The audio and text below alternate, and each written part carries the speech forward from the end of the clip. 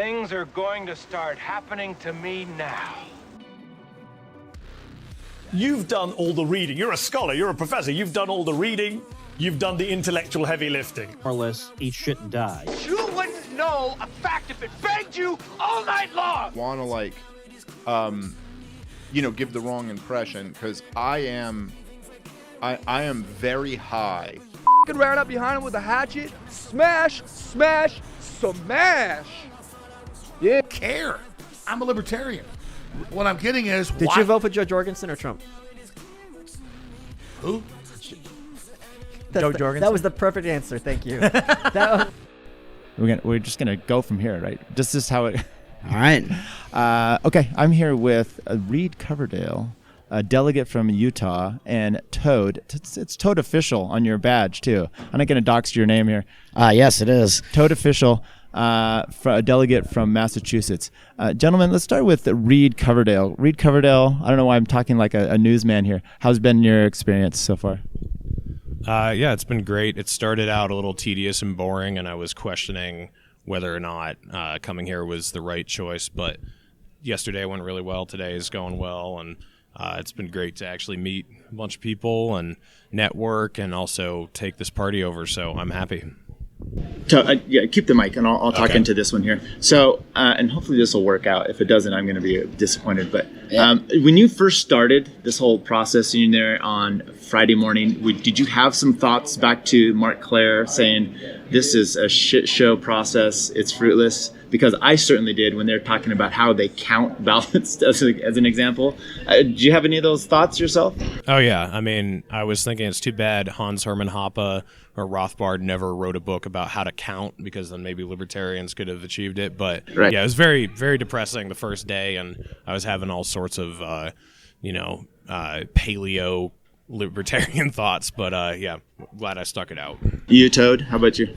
Yeah, I was actually more thinking of Jose. Right. Just abandon party politics as a whole and not even be here. But like Reed said, things started going much better after that. The first day was really a waste. Just process totally got in the way of everything, unfortunately. So I also want to point out that Toad actually saved the day by not shitting his pants, and he saved the Libertarian Party and the Mises Caucus. yeah, that's true. I saved day one, and along with that, also the entire Mises takeover, because the only important vote that came up on day one was the important vote that if that vote did not get passed, it would not have, I don't think we would have, at least not as easily, won the votes that came after that, because the vote was to change the agenda so that we front-loaded, chair, vice chair, those elections, secretary, so we could get all those done. We wanted to do that, set the tone. It made the process more efficient. So we were able to get that agenda passed. And I believe at first, Whitney, who was the chair on that day, before she got sick, that was the one that she eyeballed, and she said, no, I don't see it. Because we needed a 2/3 majority on that one to actually get it, because it was a suspension of the rules at the same time. Whatever. What was going on with me is that I had just had the Tom Woods breakfast and the Scott Horton lunch, and the combination of those two buffets of not the best food, I suppose, were just running through me, and I was about to blow my asshole out on the convention floor pretty much, which probably would have given more notoriety to the LP. I mean, maybe, even the negative press coverage would have been good just to get eyeballs on it if we knew we were going to be taking over. But basically, I was hold it together, hold it in this whole time. We need to get this vote through.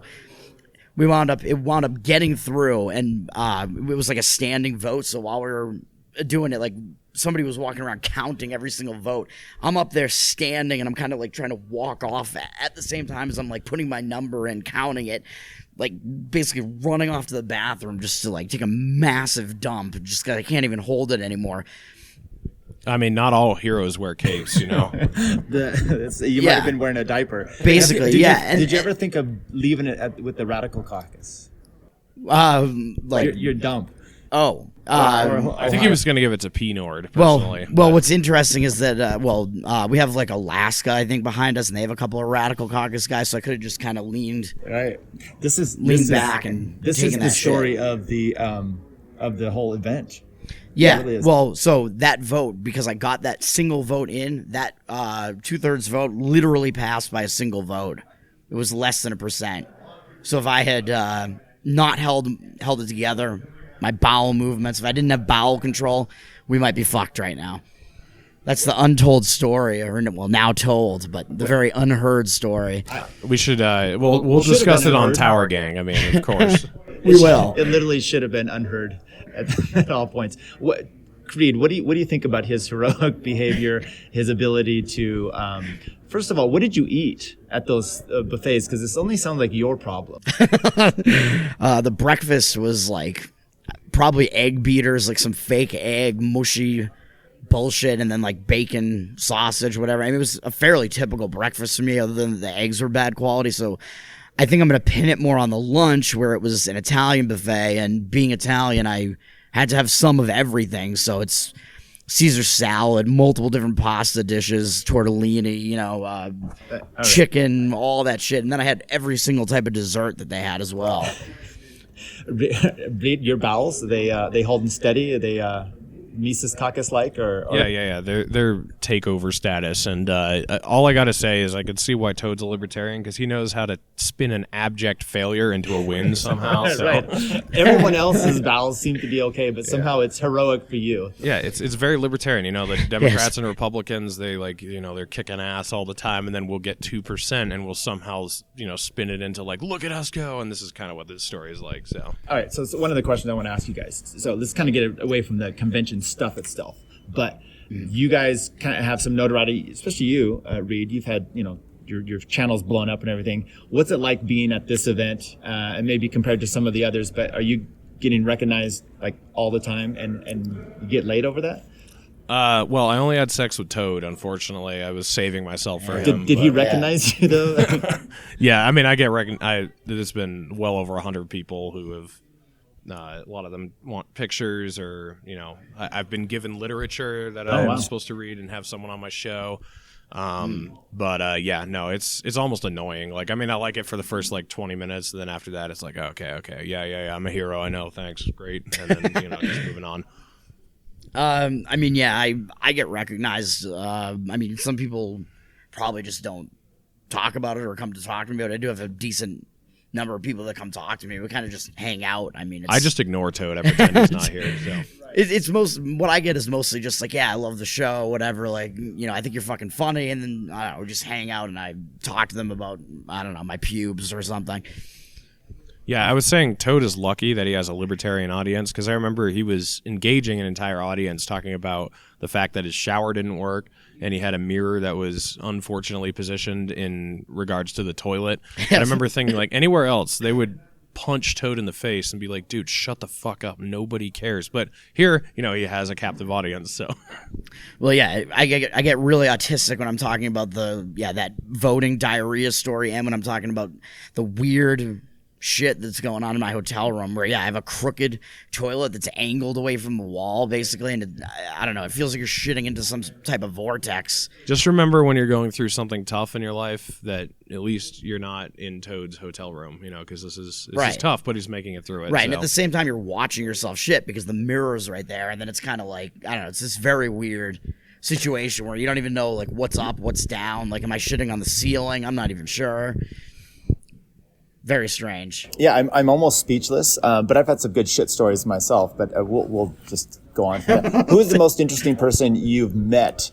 And I don't mean like, oh, that was interesting, but, intriguing, like you or that you wanted to meet when you came. You said, oh, this is someone I haven't met before and I do want to meet. And if it's me, I'm fine with that. If it's not, you can just say someone else. Yeah. Check your ego, like, man. Actually...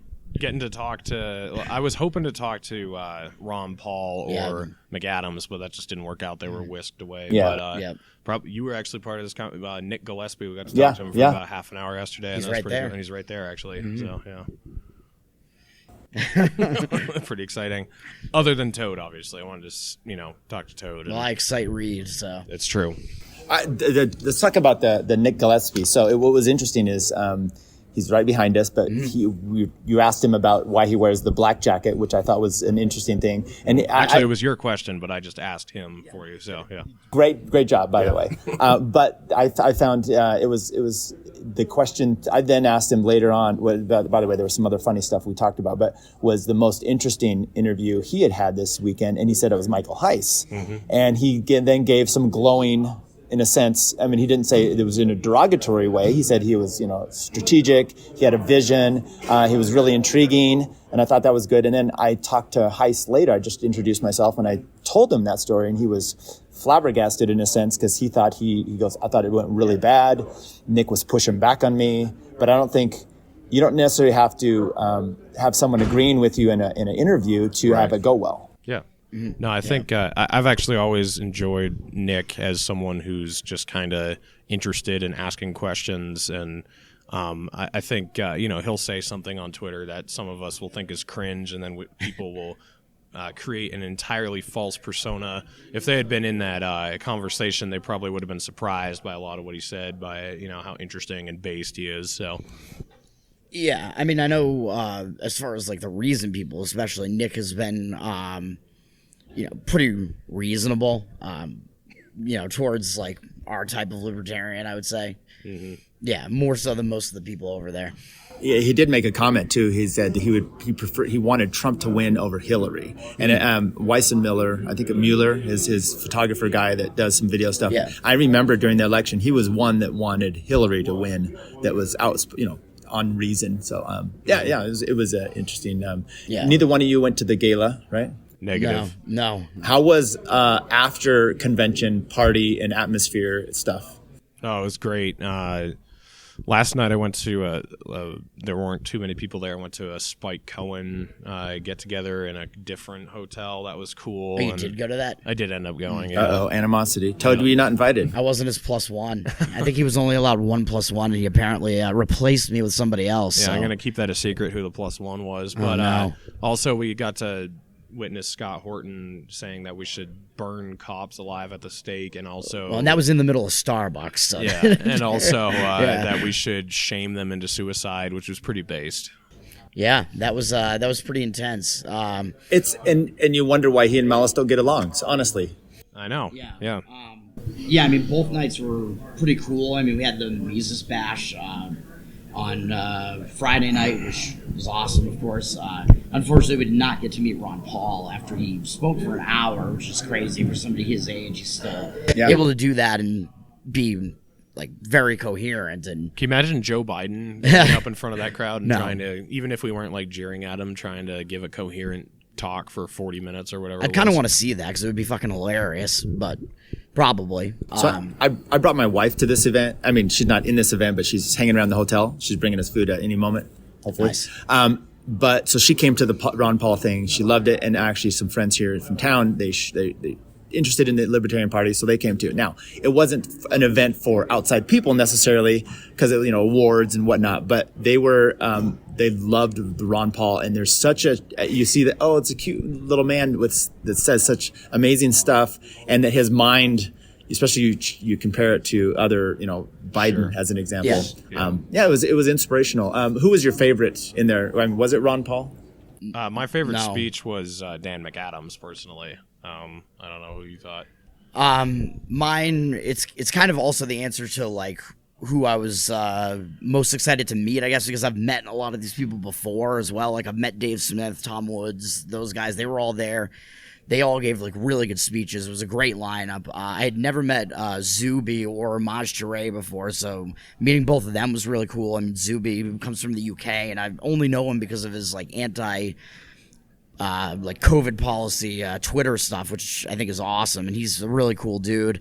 But Maj Touré was my favorite of those speeches, just because it was unexpected, and it was basically like it was based. Yeah, yes. It was one of the most intense speeches that I've ever seen, where all the other speeches were kind of celebratory, and his was kind of like, well, wait a minute, because we have way more work to do, and it was kind of about like more like reaching out to the urban community and really like taking this on yourself. Black community. No, the friends that were with us, they reacted to him, like especially saying that like the urban thing. I don't want to go into too deep here. Oh, I was just gonna make a comment that I shouldn't have in front of my wife. No, but I thought Maj was very good. I did think it was weird that you were hitting on Toad in such a sexual manner. But, Yeah. No, I was gonna mention what she said to me at the part of the problem recording, but we'll let that go because it might. Well, I was sitting right next to you, and I don't remember what you're referring to, but She said, "I'll give you a BJ if you find one black man in this place." oh yeah, that yeah. but there was one black man. Evidently, I didn't find him. I don't know at the part of the problem. Well, I couldn't tell if it was black or if it just was because it was dark out. But Oh, at the part of the problem, I'm not sure, but there were at least 3 at the Mises Bash, although 2 of them were paid to be there. So, Well, at least they're getting paid now. Yeah. No. Yeah. Did you answer the question about who you were excited to see, or you got to meet someone? Maj Touré, was my favorite. Yeah, so I got to meet him after that as well. Talked to him. He remembered being on Tower Gang, which is pretty cool. Oh, that's too bad. That one wasn't a great. It was our episode that had the most technical issues with it for sure. So I was glad that Spike Cohen still seems to have a favorable opinion of Toad after Tower Gang. Yeah, like he seemed to wasn't quite so sure about Martha Bueno, but and I talked like these people that all kind of like hate you. Did you meet her? Yeah. I've met her before, but no, but here this weekend? Yeah, I talked to her and I was like, Martha, you hate me, the Toad Crew. You hate the entire Toad Crew because she calls Tower Gang Toad Crew, and she basically like takes whatever Top Lobster did on Twitter and associates all of that with me instead. Right. Which most of us do think was pretty based. But she kind of just smiled. Did you go to her that, room? so. Is that what you did? Yeah, I paid for her services. Yeah. No, I did not go. Oh, I did. So I didn't know if you saw her in her bikini, in her swimsuit then. So I did not. Okay. I saw her walk through the lobby. I think she had gone to the gala and she was wearing that like spoof of that AOC like tax the rich dress or whatever, where hers says taxation is theft. I think she was wearing that thing. If you know what I'm talking about. I do, and I'm glad I missed that. I mean, she is hot. Right. Toad, you're in a casino. Yeah. We know you like to bet. How has been your sports betting experience in this casino? Very bad.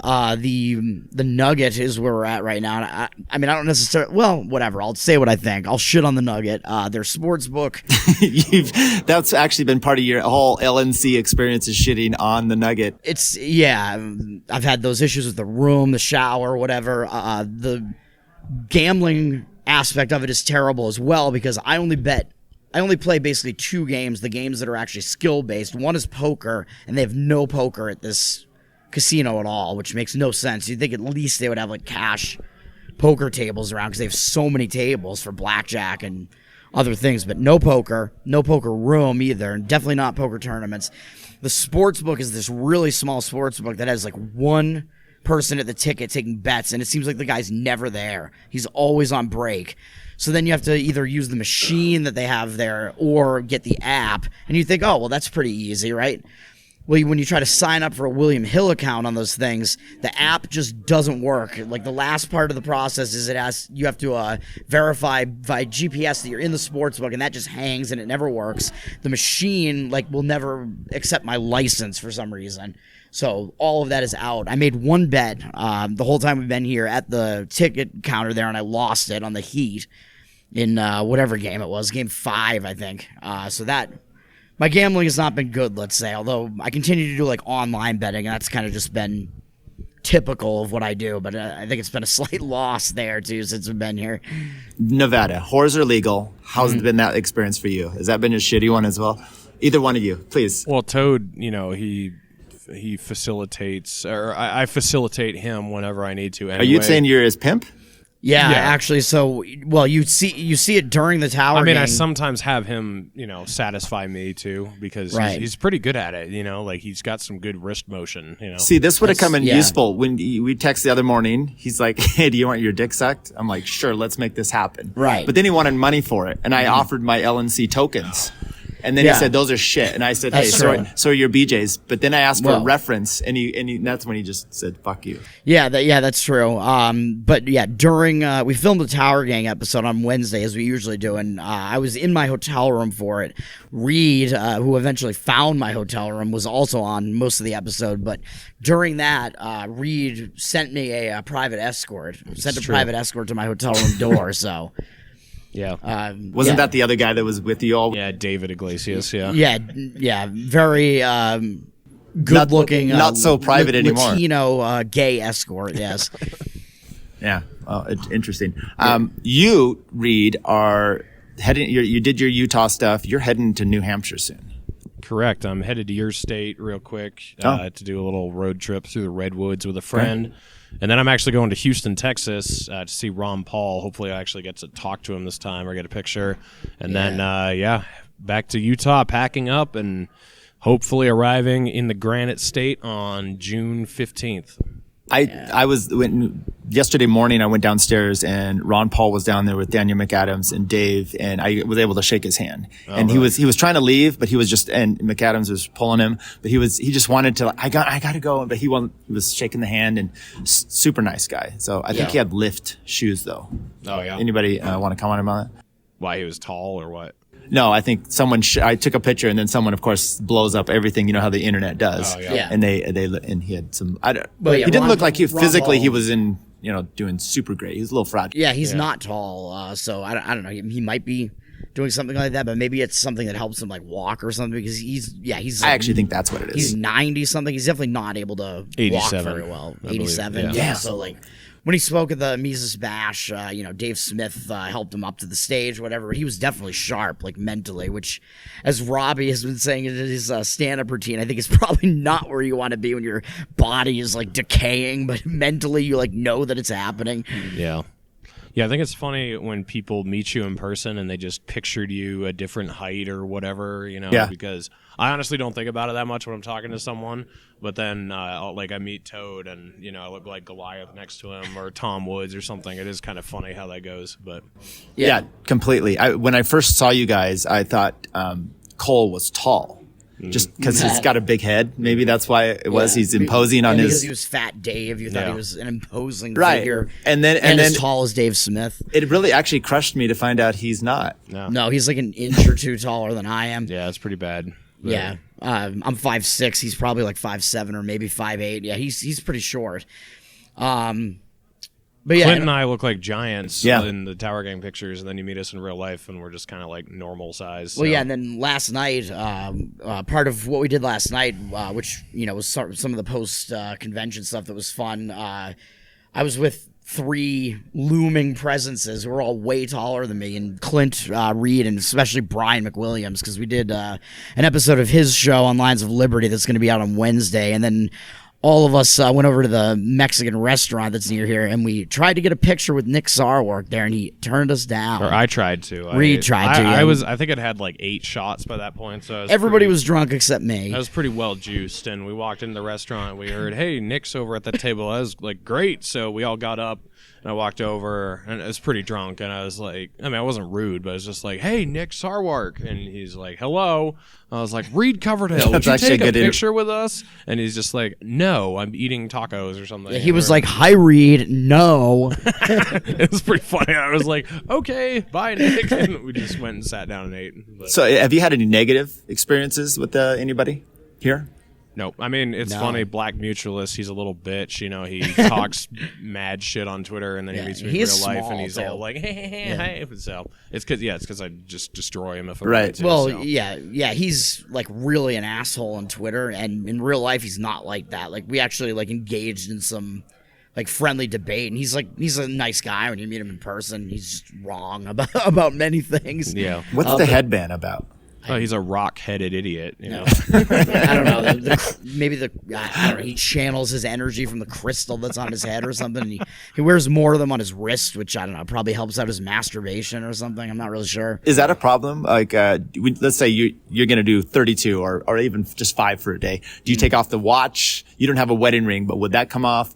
Tell us about your wrist adornments for these processes, or do you put like little pictures on there so you can look at them as you?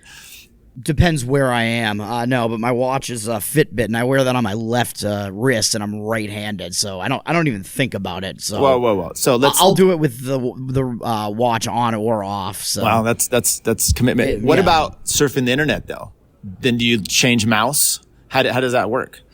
No, You got to go left-handed, right? no, I don't see why you would. I mean, you're surfing the internet, and you just pull up whatever video you want to watch or whatever. Let it play and then go to town. Oh, you're committed. Gotcha. Okay. I mean, how else would you do this? You have multiple tabs and you got to search between multiple. Sometimes the attention span. You got your attention span is caught. No, I'm a man who knows what he wants, so I just go, to whatever site, X videos or whatever, Pornhub, Tranny. lesbian MILF lactation, and then there you go, and then. Okay, let's.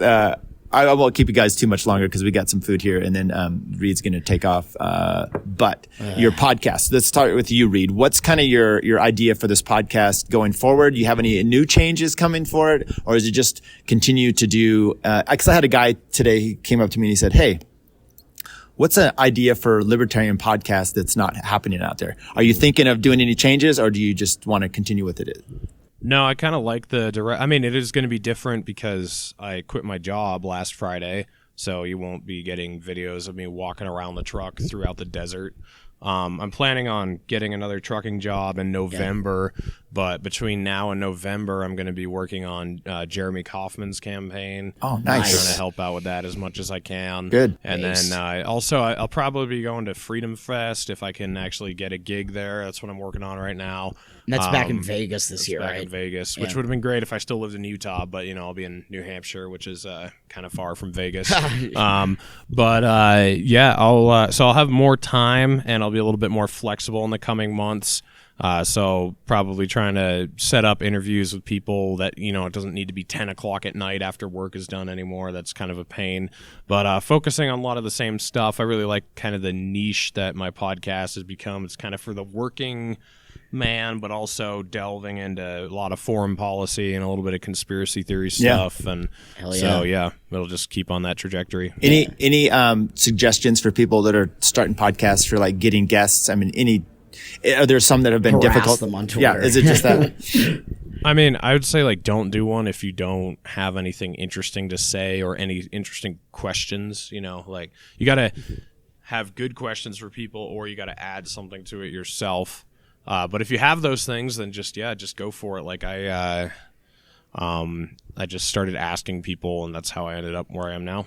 So Yeah. Tower Power. So Yeah. same questions there. Yeah, I mean, the answer to that is going to be different because Reed's show, is an interview show, so you're going to want to look for guests that will fit that mold. And yeah, you just want somebody that will have interesting things to say and have interesting questions to ask them. Whereas Tower Power Hour, you're pretty much looking for somebody who's going to be able to bro out with you because it's not an interview. And a lot of people will come into it expecting an interview, and that's not what it is. It's more like if we have a guest on, it's roundtable format. They just have to get in there and kind of like mingle with us, basically. Like we're all just hanging out, and that's like the way that it is. So Yeah, definitely. so basically somebody who's funny and isn't offended by shit. Yeah, exactly. Worst guest you've had on the show? Oh God. I'll say not you, Reed. I'll just unless you want to answer that question. I'll answer it. I have an answer. So I mean, I don't want to offend any of the guests that we've had on the show, but I mean, I guess Lou Perez comes to mind because I don't know. Oh wow. He kind of didn't want to, get really crazy with the offensive shit that we were doing. I don't know. It kind of, that one didn't was really. Lou worse? I wasn't there for that. Was That one didn't worse, really get Was that. that worse than Spike or? Yeah, I think the Spike episode was a lot more. And those are not because the guests were bad. They just didn't want to play along. Right. We love Spike, but I love he's Lou just Perez too, and I not think he's a really great funny. Tower Gate guest. No. Yeah, when Lou Perez, he's really funny when he does his improv. I don't know if I've seen his stand up, but all the videos that he would put out online, really funny dude. And I mean, he was funny on our show too, but just I don't know, didn't quite fit that that mold. I would say the Spike episode was a bit of a mix of kind of everything, where he rolled with some things. What I liked about that episode is we pushed him right to the limit. We found his edge. Yeah. And it was Jewry. Yeah, exactly. He told some good Gentile jokes, though, I got to admit. Oh, well. That's true, yeah. Now I'm well, and most of us were shirtless for that episode, too, so how can you really go wrong with that? It was based. Well, but didn't it? Reed definitely was. I think Toad, you were, but like Clint was. Jose was. What's his name? Cole. Cole's the only one who he had a was. shirt. Is he a Mormon? Yes. Yes. That's my first thought. Is that a Mormon undergarment? You can't. It was something like, I don't know, like his wife like didn't want him to do it or something. I don't really know what the excuse. That was also Spike's excuse. Yeah. I thought Cole's was because he's fat, Dave, and you know how you have those fat people who will never take their shirt off, like when they go in the pool and whatever. That's why. Yeah. Yeah, I get it. So your worst guess? Oh, Trent Ortner, no competition at all. Which one is Trent Ortner? He's the fucking Seizure redacted caucus. He should be just the retarded caucus. But he begged me for months to have him on my podcast, and this is why I no longer have people on who beg. Right. Like, I mean, I already didn't like the idea of it, but I finally capitulated and was like, okay, fine, let's do it. And I told him, look, I haven't researched you at all because I don't really care, to be honest, so you need to carry this interview. So when I ask you something, you need to pontificate on it and, you know, try to actually give it some content. And so we were 5 minutes in, and I'd already asked him everything I had to ask him, and he would answer in like, you know, a 10-second little soundbite, and I was like, and we were live too, and then thank God he broke into a vicious seizure on the couch, which ended the stream early. And that's right. See, I initially felt really bad for him, and I didn't know where he lived or who knew him. So I just posted on Twitter that he was having a seizure, and if anyone knew where he lived or whatever, they could go make sure he was okay. And so I'm just watching him writhe on the couch for like 10 minutes, and then he comes back to. Obviously, I killed the stream, but I'm just watching, and then he comes back to. I'm like, "Are you okay?" And he like doesn't. He's non-responsive to me, and then he just shuts the stream off, and I'm like, "Well, I hope he's all right." And then after that, he begged to come back on again, and I was like, dude, no, I'm sorry. It's just not going to happen. But then he went after my friends, so fuck him. Like, I should have just saved that and just posted it on Twitter, just the seizure part, because it was the best part of his performance. Like, it was not a It was it reminds me of when Josh had, I'm trying to remember the guy that shows his ass, the black guy. Oh, yeah, Quincy. No, not the big guy. Quincy's awesome. Quincy is awesome. This is another guy that's like kind of funny online, but he does show his ass all the time. And he would ask him a question, you know. Unicorn Daddy. Yes, Daddy. and Josh would ask him a question, and he answered everything with basically Quincy yes or no. Ass. Right. Unicorn Daddy shows his ass. Quincy does both, really.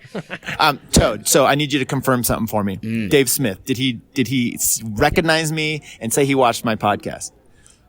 Fuck you for not saying yes right away. No, I don't know when that would have been. I don't think. When we met him over there. What are you talking about? I don't know. I don't remember us being in a contact. I'll just say yes, Tyler. He said, "Wow, Tyler, I love your show. It's my favorite one. Fuck all these other guys." That's not what happened. Toad, I'm disappointed because then I got you tickets for part of the problem. That's true. Well, you got me on the list. That's true. Although I think if I were to have asked Dave that same question, which I was about to, like seconds after you did, I probably still would have gotten on the list. And if that failed, I probably would have sucked his cock. So right. Any last parting words you guys want to say to the podcast review community, which is it's growing in leaps and bounds by ones and twos every few months? Yeah, join the Libertarian Party and get involved locally, and let's try to turn this thing into something. I mean, I sat on the sidelines forever. I used to be a Republican, like both of you guys, I think. Yeah. And Yeah. then I was just registered independent and, wouldn't join the party because it was like, yeah, right. But now I'm here and I'm at the convention and, I'm an influential podcaster. So, jump on board and let's do something. I mean, as we've seen the last couple of days, the Mises Caucus, the Ron Paul movement in the Libertarian Party has become the majority of the party, and we could actually be able to do things now and actually make the Libertarian Party libertarian again. And I think we're going to see that is happening. There are plans. I've heard Scott Horton talking about some of his initial plans that he has, and I think things are going to be good. So... Yeah. And I just wanted to say, the people who suck have been ousted. So, if you're a libertarian who's not as passionate or whatever, I don't care. I mean, We're not here to push you out anymore. We got rid of the people that were fucking everything over. So as long as you're a libertarian and you want to go with the flow, jump on in. I told Toad this morning. You know the guy that's up in front of you where you're sitting there? I called him Old Clint. Yeah. And he kind of looks like he was behind me in line for coffee this morning. And I didn't have my badge on, so he didn't know I was part of this. But they were talking about the Mises caucus stuff, and he was saying, and all of it was actually positive. He's like, look, they raised a bunch of money. Yeah. They have a bunch of people coming here. They voted. They got their stuff through. They're doing all this, and he's like, I really hope that they keep this enthusiasm and they push this thing going forward. So it was actually positive because I looked over and I could see how he's voting. He's not with that, but I think he was with two older ladies, and I think that's great, and we need to embrace those kind of people. Any comments on the fruitlessness of this endeavor that Mark Clare and stuff has said? Wow. Well, I'll just say, like, if you're in the GOP Mises Caucus or if you're a post-libertarian, literally no one other than us knows who you are. Right. So, just take that. I take your irrelevance comments with a grain of salt because people at least know who we are. They don't know who you are. The only people who know who you are us. And you claim you're trying to market to other people, but our audiences are typically bigger than yours. Our appeal is typically bigger than yours. So if you're going to try to message to right-wingers or whatever, just go do it. And just I basically ignore them at this point. And I like Mark. Mark's a nice guy. I'm actually going to have him on the show to talk about some other stuff. But this whole post-libertarian thing is just mega cringe and irrelevant. And I don't think anyone really cares. That's my thoughts. Yeah, to be fair, I also like Mark, and I have continue to be a Patreon supporter for the Lines of Liberty, and they were the first libertarian podcast that I started listening to. So Mark is definitely a part of why I'm here right now. Take that, Mark. But I think we don't even know really what the effect of this could be here, because we haven't had a Libertarian Party that's preaching an actual libertarian message for as long as I've followed it. So, and now we're about to. Well, I think maybe we'll end on that Jesus Jones quote right here, right now. That you so. Do you remember that group at all? Anybody? Is this showing my age? Wow. Kind of, yeah. All right. How much older than Toad are you? 10 years? I'm 51. Oh, you're 51. Okay. Yeah. So I'm 37. So when he called you guys his dad, I was a little offended. Yeah. Right. Well, Reed, to be fair, definitely looks like a dad. Yeah. He looks. I'm an old soul too. Yeah. I'm living in the 70s. So Reed definitely looks like he's older than he is. Right. So. Yeah, I think I saw you in Borden on the 4th of July, that movie. It's so totally understand. Josh Smith won. I just thought I would throw that out there. I was very happy about that. Big win. Josh. Yeah. By the way, I just want to talk to that for a second. This proved that we are not a cult. Angela said, I want Eric Rodstep, and we were like, fuck you. We're doing, I love Angela, but we were like, fuck you. It's Josh Smith or bust, and we fucking hammered it out. Yeah, it was, And it was hammered out because it was split within our own caucus. Right. Yeah. But Tower Gang has officially towered itself into institutionalized power at this point. That's right. We bullied people into supporting him earlier on. So here we are. Yeah, that's exactly right. So the Mises takeover has to thank Tower Gang, for bullying people to get on the Josh Smith side, and my bowel control for being able to hold it together to be that lone vote that got that agenda change through that set off this whole thing. You know how Ron Paul says the Mises Caucus is like the libertarian wing of the Libertarian Party? Yeah. The Tower Caucus is the Mises Caucus wing of the Mises Caucus. We make them, we're like, yo, is this really what you think? Because we're going to hold you to it, so... That's right. And you had your stucco caucus that you made in the bathroom afterwards. Good for you. I'll just reach out and say I've been super happy to meet both of you guys. So it's been fun. You too, man. A lot of good laughs, good times. Clint was good. Josh, a bunch of other people here. So I didn't get a picture with Scott Horton. A little disappointed about that, but it's what it is. So any last things you say? Goodbye. Move to New Hampshire, everybody, including you, Toad. Like, get out a massive two shits. It's time to kick the dust off your feet and come to the free state. And So when will I see you guys next then? in New Hampshire when you move there. Okay, I'd like to visit. Yeah. It'd be a few years. I don't know. We're both going to be at Pork Fest, so Yeah. I don't think you're going to that. Not this year, so maybe next year we'll do some. Yeah, so- I'll be at Pork Fest, hopefully at Freedom Fest, and then whatever else. I mean, now that I'm not working full time, I should be more flexible. So I'd like to make it to more events. I know I just keep going on this, but employment opportunities, unemployment. What's your? I'm very financially secure. I've saved tons of money, but Mark Claire, listen. Yeah, see, like I agree with you guys on cleaning your own room first. My room is clean. Yeah. So, but yeah, I don't need any money between now and November. So. And then I'll start trucking again, but I'm going to do it part-time, not full-time. So I'm still Nice. gonna I'm looking forward to what you're going to be doing with your podcast stuff. Oh, yeah. So when will I see you next, Toad?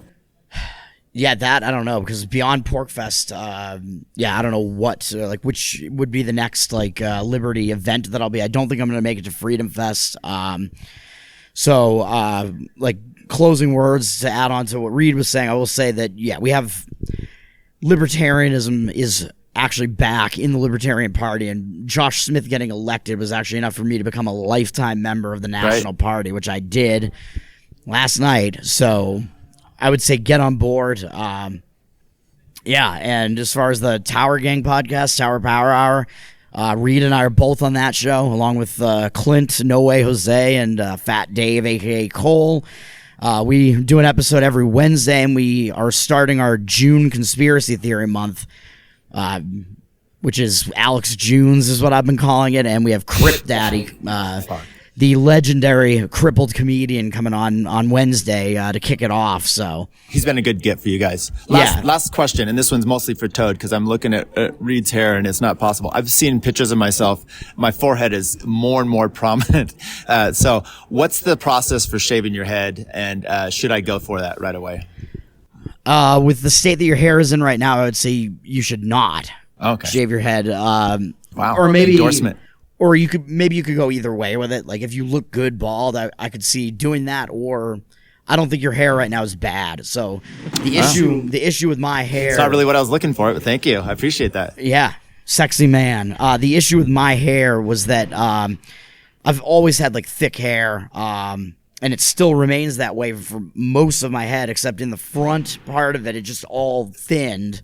So it looked like total shit just because of that. It's kind of the start of the horseshoe thing going on. I was like, I have to just shave it. Got to shave my head. So the way to do it, if you don't want to pay for a barber every time, although I do like going to a barber and having them shave the whole thing with a straight razor, and you get the whole experience there with the foam and stuff and the hot towel. I do like that. That's kind of a treat yourself type of thing you might want to do once in a while. But I shave my own head for the most part, and I have to do it every week. I have a skull shaver pit bull.